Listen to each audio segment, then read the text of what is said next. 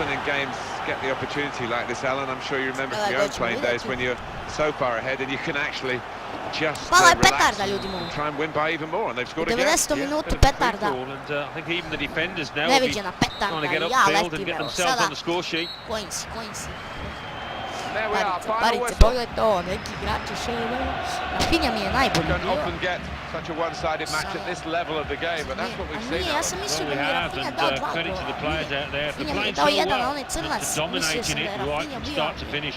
Dobro, svaka čast je Well, Rafinha. thanks for being with us for such a terrific game. Until the next time, this is Martin Tyler saying goodbye to you all. 538 iz PA. 1336. Dobri smo ljudi. Dobro smo dobili, dobro smo ga otkinuli. Idemo. A, dobro, ne? Šernetje. To je to, ljudi moji, odigrat ćemo posle. Ajde vidimo šta smo dobili ovdje. Znači, 3 ova, znači prelazimo, bit ćemo 4. 5. level sada. Ajde otvori, ne znam što baga ovako. Ne baga, nego neće da uđe.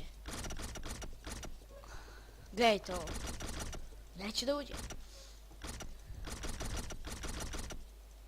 Neće ni na bio da prebaci. Ništa ljudi moji, ne mora.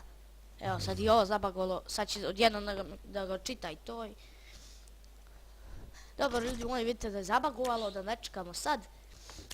Ništa, hvala što ste gledali klip, gledajte sve epizode, ne znam koliko će biti. Lajkujte, subscribeujte, komentarišite, šerujte, lajkujte našu Facebook stranicu, bit će u deskripciji. I to je to.